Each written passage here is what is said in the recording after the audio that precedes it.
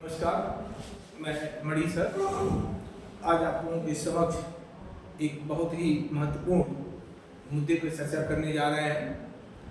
जैसा कि ये प्रचलित शब्द है जलवायु परिवर्तन और इसका मानव जीवन पर क्या प्रभाव है। हम सभी जानते हैं इस बार गर्मी बहुत बढ़ रही है। इस गर्मी से आम जनजीवन अस्त व्यस्त है।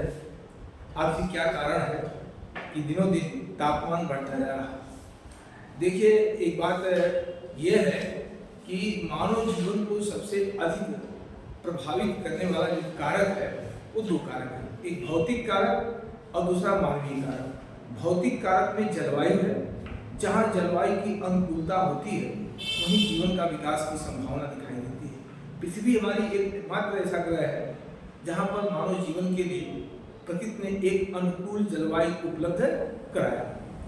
लेकिन विडंबना यह है कि मानव अपने विकास के साथ साथ प्रकृति प्रदत्त जो प्रदान की गई वस्तुएं हैं, तत्व है, उसका बड़े निर्ममता पूर्वक नष्ट करना शुरू किया। उन्हीं में से एक है हमारा जलवायु। आज हम जानते हैं कि औद्योगिकरण, नगरीकरण के बढ़ते प्रभाव, व्यावसायिक वाहनों के तेजी से विकास, जीवाश्म ईंधनों के अधिकाधिक प्रयोग से हमारे वायुमंडल का वातावरण जो है लगातार प्रदूषित होता जा रहा है। या हम ये कह सकें कि हमारे वायुमंडल में प्रदूषित गैसों का एक मोटी परत जमती जा रही है। विशेष करके carbon dioxide, sulphur dioxide, carbon monoxide गैसें हैं।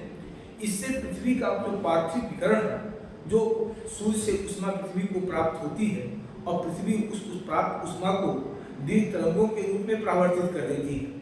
तो जो पृथ्वी का पार्थिव विकिरण है वो प्रभावित हो रहा है। प्रभावित होने का आशय क्या है कि जिस गति से पृथ्वी उस अपने प्राप्त उष्मा को सामान्य रूप से वायुमंडल में जो भेजती है उसमें बाधाएं उत्पन्न होती दिखाई दे रही हैं, क्योंकि ये मोटी जो लेयर है वो पृथ्वी के पार्थिव विकिरण को जो है क्या प्रभावित कर रही है, ऊपर जाने नहीं दे रही। इससे धरातल का तापमान लगातार बढ़ता जा रहा है। अब जैसे जैसे औद्योगिक विकास को बढ़ावा मिला, जैसे जैसे जीवाश्म ईंधनों को बढ़ावा मिला, वैसे से कहीं कहीं तापमान में लगातार वृद्धि होती जा रही है। तापमान में यह वृद्धि ही जलवायु परिवर्तन कहलाता है। हमारे जलवायु का संबंध दो चीजों से होता है, एक तापमान और वर्षा से। इस हमारे प्रकृति में, पृथ्वी में हर जगह एक सर्वत्र जलवायु नहीं है, लेकिन एक सामान्य जलवायु हर जगह उपलब्ध है जहाँ पर मानव अपना सर्वांगीण विकास कर सके। लेकिन दुर्भाग्य यह है कि अब इस जलवायु में क्या है, कुछ परिवर्तन देखे जा रहे हैं और यह परिवर्तन हमारे पूरे जैव जगत को कहीं कहीं बुरी तरह से प्रभावित कर रहा है। अगर समय रहते तो ये मानव जनित कारणों से जो जलवायु परिवर्तन है, क्योंकि इस जलवायु परिवर्तन की मुख्य भूमिका मानव है, तो जब मुख्य भूमिका मानव की है तो इसको नियंत्रित करने का कार्य, इसे रोकथाम करने का कार्य भी मानव का होता है। अगर हम समय रहते इस परिवर्तन पर कोई व्यवहारिक कदम या ठोस कदम नहीं उठाते हैं तो निसंदेह आने वाली पीढ़ी के अस्तित्व का संकट उत्पन्न हो जाएगा। जैसा कि हम जानते हैं कि इस जलवायु परिवर्तन का प्रभाव आज भी हमें विभिन्न रूपों में दिखाई दे रहा है। तो किस किस रूप में जलवायु परिवर्तन हमारे सामने एक गंभीर संकट उत्पन्न कर रहा है, उसको हम एक एक करके चर्चा करने जा रहे हैं। तो पहली चर्चा हमारी है तापमान वृद्धि। तापमान वृद्धि से ग्लेशियर में पिघलाव। अब ग्लेशियर दो जगह काफी बृहद क्षेत्र में पाए जाते हैं। मेनली तो वो पोलर एरिया में, नॉर्थ और साउथ पोल पर लाखों करोड़ों वर्ग किलोमीटर में ग्लेशियर मौजूद है। तापमान बढ़ने से ये ध्रुवीय क्षेत्र के ग्लेशियर क्या हो रहा है, तेजी से पिघल रहे हैं और बड़े बड़े खंडों, हिमखंडों के रूप में वो सागर में तैरते हुए दिखाई दे रहे हैं, आइसबर्ग के रूप में। तो इस पिघलाव से समुद्र के जल स्तर में लगातार वृद्धि हो रही है। एक नेचर पत्रिका के अनुसार कि 2050 तक अगर तापमान में यही वृद्धि रही, ग्लेशियर में यही पिघलाव रहा, तो समुद्र का जल स्तर 10 से 15 फीट ऊंचा हो सकता है। अब कल्पना करिए अगर समुद्र का जल स्तर ऊपर उठता है तो इससे क्या प्रभाव पड़ेगा। हम सभी जानते हैं कि विश्व की अधिकांश जनसंख्या या तो मैदानी भाग में निवास करती है या तो तटीय भाग में निवास करती है। तो विश्व की जनसंख्या जो तटों और द्वीपों पे है, वो निश्चित ही तट और द्वीप जब जलमग्न होंगे तो जनसंख्या डिस्प्लेस होगी। अब अगर जनसंख्या डिस्प्लेस होगी तो उस विस्थापित जनसंख्या जहाँ जाएगी उस क्षेत्र में रोजगार और गरीबी गंभीर रूप से उत्पन्न हो जाएंगे, अर्थात एक प्रकार से संकट गंभीर उत्पन्न हो जाएगा। और इस संकट से कहीं कहीं उस देश का, उस क्षेत्र का आंतरिक राजनीतिक स्थिति भी प्रभावित हो सकती है। जैसे कैसे आज मानव जनित रोहिंग्या आए भारत में तो कहीं कहीं समस्या खड़ा कर दे रहे हैं, तो जो विस्थापित जनसंख्या होगी उसके सामने रोजगार और पुनर्वास की समस्या उत्पन्न हो जाएगी, बेरोजगारी गरीबी सर्वत्र बढ़ जाएगी। तो जलवायु परिवर्तन के अगर ध्रुवीय क्षेत्र के ग्लेशियर तेजी से पिघल रहे हैं तो तापमान में, तो जलस्तर में वृद्धि होगी, जलस्तर में वृद्धि होगी तो जनसंख्या तट और द्वीप जलमग्न होंगे। जैसा कि हम जानते हैं कि आज न्यूमूर द्वीप हमारा डूब चुका है, भारत बांग्लादेश के बीच डिस्प्यूटेड था। जैसा सुंदरबन डेल्टा जलमग्न होने के कगार पर, न्यूयॉर्क जलमग्न होने के कगार पर है। इंडोनेशिया की राजधानी जो है जकार्ता, वो धीरे धीरे डूबते हुए जा रहा है। आज इंडोनेशिया अपनी नई राजधानी बना रहा है। तो ऐसे 2060 तक विश्व के लगभग 3600 शहर बुरी तरह से प्रभावित होंगे और ये शहरों की जनसंख्या कहीं डिस्प्लेस होगी। 2050 तक विश्व में लगभग 50 करोड़ आबादी डिस्प्लेस होगी। एक जलवायु परिवर्तन से, एक तापमान की वृद्धि से सबसे बड़ा संकट है ग्लेशियर में प्रभाव और जनसंख्या का विस्थापन। इससे लोगों के रोजगार और पुनर्वास की समस्या उत्पन्न हो जाएगी, उस क्षेत्र की आंतरिक स्थिति भी काफी गंभीर हो जाएगी। दूसरा कारण है कि मौसम में असामयिक परिवर्तन। आजकल मौसम में क्या पहले और आज में काफी तुलनात्मक रूप से रहा है, तो पहले और आज में काफी अंतर है। पहले जहां बाढ़ आती थी वहीं बाढ़ आती थी, जहां सूखा पड़ता था वहीं सूखा पड़ता था। लेकिन अब हम कहां देख रहे हैं कि जहां सूखा पड़ता था वहां बाढ़ आ रही है, जहां बाढ़ आता था वहां सूखा बढ़ रहा। बाढ़ और सूखे की जो स्थितियों में परिवर्तन और उनकी बारंबारता में परिवर्तन है, ये हमारे आर्थिक सामाजिक विकास के मार्ग में सबसे बड़ी बाधा है। आप उदाहरण के रूप में देख लीजिए, कहीं दूर मत जाइए, भारत में देख लीजिए, बाड़मेर, जैसलमेर, ये सब हमारा डेजर्ट एरिया है। यहाँ कभी वर्षा बहुत इतनी अधिक नहीं होती कि बाढ़ आ जाए। लेकिन पिछले वर्ष हमने क्या देखा, राजस्थान में भयंकर बाढ़ आई। इसके राजस्थान अभी देखिए सऊदी अमीरात वगैरह देशों में अभी कुछ महीना पहले बाढ़ आई। तो जहां पर सूखा होता था आज वहां बाढ़ आ रही है, और जहां बाढ़ आती थी वहां सूखे की संभावना बढ़ रही है। मानसून भी हमारा लगातार क्या हो रहा, कमजोर होता जा रहा। पहले जितनी वर्षा होती थी उतनी वर्षा अब नहीं हो रही है। वर्षा की मात्रा क्या हो रही है, कम हो रही है। इसका कारण क्या है, हमारा जलवायु परिवर्तन है। अब एक तरफ हम भूगर्भ जल स्तर का लगातार दोहन कर रहे हैं और दूसरी तरफ भूगर्भ जल स्तर का जो मूल स्रोत है वर्षा का जल, वो लगातार कम होता जा रहा। ऐसे में क्या है, आज हमारे सामने इस जलवायु परिवर्तन से जल संकट भी कहीं कहीं बढ़ता जा रहा है। तो जलवायु परिवर्तन से जल संकट में वृद्धि हो रही है। ये हमारे लिए, क्योंकि जल ही जीवन है, अगर जल ही नहीं रहेगा तो जीवन की कल्पना नहीं की जा सकती है। और जल की मात्रा लगातार क्या हो रहा, कम होता जा रहा है। तो जलवायु परिवर्तन से प्राकृतिक प्रकोप, अब जैसे चक्रवात है, बाढ़ है, सूखा है, मतलब बहिर्जात शक्तियों के द्वारा उत्पन्न जो घटनाएं हैं, इनकी बारंबारता में लगातार वृद्धि हो रही है। हिम में पिघलाव है, हिमस्खलन है, भूस्खलन है, बादल फटना है, ये सारे प्रकोप लगातार कहीं कहीं बढ़ते जा रहे हैं इस परिवर्तन के कारण। अब जैसे मान लीजिए आज जलवायु परिवर्तन से तापमान में बढ़ रही है, हिमालय की हिमरेखा की ऊंचाई क्या हो रही है, बढ़ रही है। हिम तेजी से समाप्त होते जा रहे हैं। अब कल्पना करिए अगर हिमालय के हिम समाप्त हो गए तो गंगा के मैदान में बहने वाली सतत पानी नदियां भी क्या होंगी, असतत पानी हो जाएंगी। अगर गंगा के मैदान की नदियां, हिमालय से निकलने वाली नदियां अगर सूख जाएंगी तो इस पर जो बड़े बड़े डैम हैं वो सूख जाएंगे, और डैम सूखेंगे तो हमारा हाइड्रो इलेक्ट्रिक पावर जो प्रोजेक्ट है वो समाप्त हो जाएगा। हमारे सामने एनर्जी क्राइसिस उत्पन्न हो सकती है।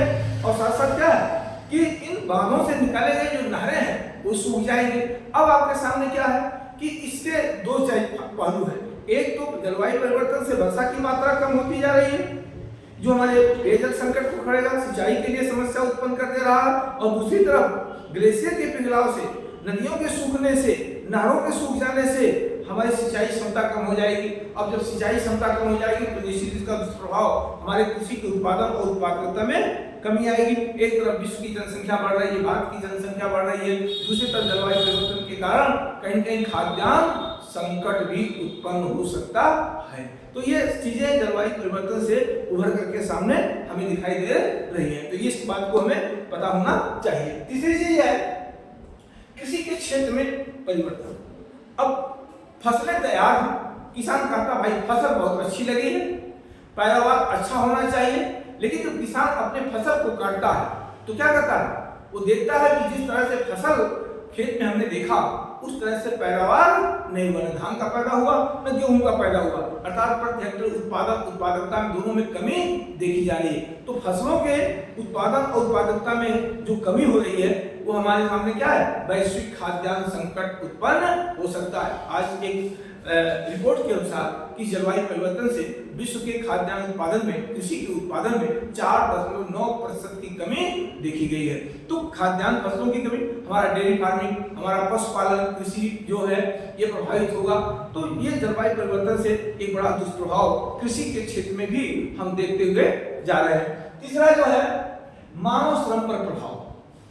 देखिए, श्रम सभी करते हैं और श्रम के लिए एक अनुकूल जलवायु का होना आवश्यक है।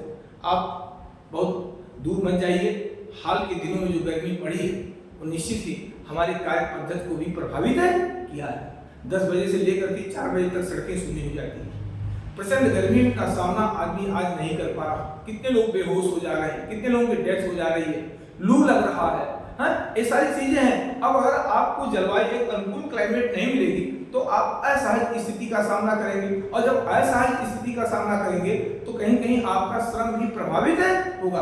आप जो 10 घंटे काम करते हैं वो आप 4 और 5 घंटे में सिमट करके रह जाएंगे। इससे कहीं कहीं मानव जीवन पर इसका दुष्प्रभाव पड़ रहा, मानव श्रम हमारा प्रभावित हो रहा, जो हमारी कार्य क्षमता है जो होनी चाहिए वो कहीं न कहीं तापमान के बढ़ने से ये प्रभावित होता है, और इसके हमारे आर्थिक सामाजिक विकास पर भी इसका नकारात्मक प्रभाव होता हुआ दिखाई दे रहा है। साथ में क्या है कि वैश्विक आर्थिक उत्पादन में कमी, कहीं कहीं इस परिवर्तन से हमारे उद्योग कल कारखाने में जो संचालित हो रहे हैं इनके ऊपर इसका नकारात्मक प्रभाव, कृषि का क्षेत्र प्रभावित होगा। तो कहीं कहीं ये चीजें हमारे आर्थिक सामाजिक विकास को क्या करता है, प्रभावित करता है। एक रिपोर्ट कहता है कि इस परिवर्तन से 6.3% क्या है, आर्थिक गतिविधियों में कमी देखी जा रही है। अब जलवायु परिवर्तन से एक साथ मानव जीवन पर कई समस्याएं और कई चुनौतियां उत्पन्न होता हुआ दिखाई दे रही है। तो अब यहाँ इसका समाधान क्या है? देखिए, जलवायु किसी एक राष्ट्र का विषय नहीं है, जलवायु परिवर्तन किसी एक समुदाय का विषय नहीं है, ये पूरे मानव समाज को प्रभावित करता है।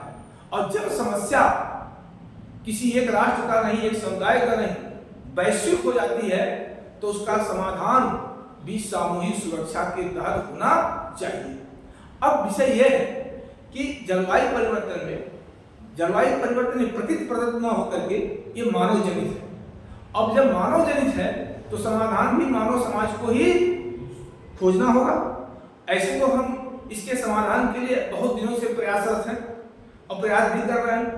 वह पर्यावरण को लेकर के 1972 में कोपेनहेगन सम्मेलन हुआ था, तब से न जाने कितने सम्मेलन कर चुके हैं। अभी पेरिस सम्मेलन हुआ 2015 में, 2022 में ग्लासगो सम्मेलन हुआ। इस जलवायु परिवर्तन से ही संबंधित सम्मेलन हुए थे, लेकिन इसका परिणाम हमारे सामने जो मिलना चाहिए वो नहीं मिल पा रहा है। उसका कारण यही है कि परिवर्तन को नियंत्रित करने के लिए सभी राष्ट्र आपसी सहमति व्यक्त करते हैं, लेकिन इस पर कोई ठोस व्यवहारिक नीति नहीं अपनाते। जैसे एक उदाहरण के रूप में बताऊं, पेरिस समझौते में विश्व के 123 भारत सहित विश्व के 130 राष्ट्रों ने हस्ताक्षर किया था और कार्बन के उत्सर्जन को कम करने के लिए अपनी मुहर लगाई थी। लेकिन 2018 में अमेरिकी राष्ट्रपति डोनाल्ड ट्रंप ने क्या कहा कि हम पेरिस समझौते का पालन नहीं कर सकते। अब आप ये समझ सकते हैं कि विश्व में सबसे अधिक कार्बन उत्सर्जन करने वाले 3 देश हैं, जीवाश्म ईंधनों का सबसे अधिक प्रयोग करने वाले, अमेरिका, चीन और भारत।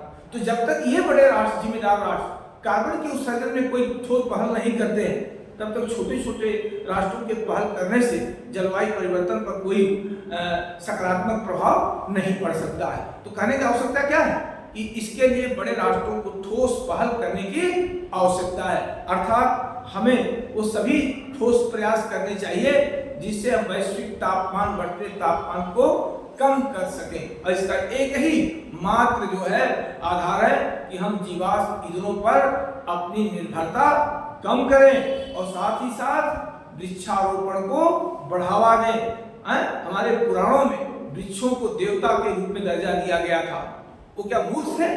पीपल के वृक्ष की पूजा करने की बात कही, बरगद की पूजा करने की बात, नीम की पूजा करने की बात कही। ये क्यों कहा? क्योंकि ये प्रकृति प्रदत्त है, ये ऑक्सीजन का सबसे अधिक उत्सर्जन करने वाले पौधे होते हैं। अब आज हम क्या है, अंधाधुंध आर्थिक विकास के चलते हमने तीव्र औद्योगिकरण और शहरीकरण को बढ़ावा दिया, हाईवे का विकास किया, ग्रीन फील्ड का निर्माण किया। तो ऐसे में हमने बहुत सारे वनों का निर्वनीकरण करते गए। एक तरफ आप विडंबना है कि एक तरफ आप जीवाश्म ईंधनों का अधिकाधिक प्रयोग कर रहे हैं और दूसरी तरफ वृक्षों को लगातार काटते जा रहे हैं। विश्व में सबसे अधिक वृक्षों का कटाव साउथ ईस्ट एशिया और साउथ एशिया में हो रहा है। तो इससे क्या होगा? कार्बन की मात्रा वायुमंडल में अधिकाधिक होती ही जाएगी। तो हमें दो पहल करना चाहिए, जीवाश्म ईंधनों पर अपनी निर्भरता कम करें, वृक्षारोपण को बढ़ावा दें, कार्बन के उत्सर्जन को कम करें, वायुमंडल को स्वच्छ रखें, जिससे पृथ्वी सूर्य से प्राप्त ऊष्मा को पार्थिव विकिरण जो है उसका जो आवाज जब से जैसे प्रकृति ने पहले की तरह बनाया था उसी तरह से बना रहे, तभी मानव जाति का अस्तित्व बना रहेगा। अगर ऐसा करने में असफल रहे और अंधाधुंध विकास को ही अपने विकास का मॉडल बना करके चले तो निसंदेह ही इससे एक नहीं विश्व के सभी राष्ट्र प्रभावित होंगे। क्योंकि प्रकृति क्या जीवन समिष्ट है, प्रकृति का प्रत्येक भाग एक दूसरे से आबद्ध है। विश्व में कहीं भी कोई घटना होगी उसका प्रभाव पूरे विश्व को दिखाई देगा। ऐसे समझ लीजिए कि औद्योगिकरण सबसे अधिक कहाँ हुआ? यूरोप में हुआ। जीवाश्म ईंधनों का सबसे पहले प्रयोग और सबसे अधिक उत्पादन कहाँ हुआ? विकसित राष्ट्रों ने किया। तो विकसित राष्ट्रों ने जीवाश्म ईंधनों का सबसे अधिक प्रयोग किया, वायुमंडल को प्रदूषित किया। पिघला कौन? ग्लेशियर, ध्रुवीय क्षेत्र का। और डूब कौन रहा है?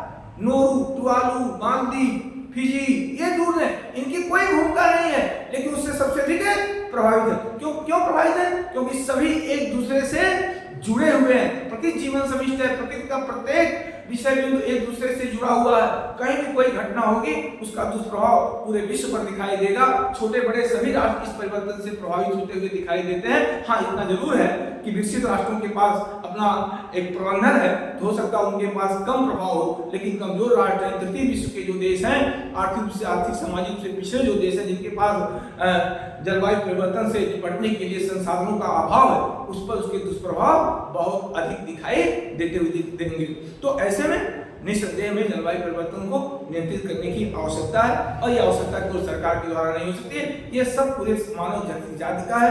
इसके लिए जन जागरूकता का होना चाहिए, सरकार को ठोस पहल करने की आवश्यकता चाहिए, उस पर अमल करने की आवश्यकता है। जीवाश्म ईंधनों पर अपनी निर्भरता कम करें, जो हमारी प्राकृतिक ईंधन के स्रोत हैं, गैर परंपरागत ऊर्जा के स्रोत हैं, उस पर अपनी निर्भरता बढ़ावें। तभी हम आने वाले पीढ़ी को एक अच्छा वातावरण दे सकते हैं, वैसा वातावरण दे सकते हैं जैसा वातावरण हमारे पूर्वजों ने हमको दिया, तो हम अपना विकास कर पा रहे हैं। ऐसे ही आने वाली पीढ़ी को हम जब अनुकूल वातावरण देंगे तभी वो विकास कर सकते हैं। और अगर ऐसा करने में हम असफल रहे तो निश्चित ही संपूर्ण मानव जाति का अस्तित्व संकट में बना रहेगा। तो इस तरह से हम जलवायु परिवर्तन के कुछ बिंदुओं पर जो प्रकाश डाले, ये पॉइंट आपके लिए काफी महत्वपूर्ण है। विशेष करके मुख्य परीक्षा में अक्सर आते हैं, मुख्य परीक्षा के जीएस के पेपर में आ सकते हैं, निबंध का बहुत बढ़िया टॉपिक ये है और ये सब आते रहते हैं। अभी सबके लिए आपको एक सोच डेवलप करिए, पेपर, पत्रिका, मैगजीनों से अधिक पढ़ करके अपनी सोच को डेवलप करिए और बहुत अच्छे तरीके से इसको आप लिखबद्ध करके अच्छे अंक अर्जित कर सकते हैं। जय हिंद।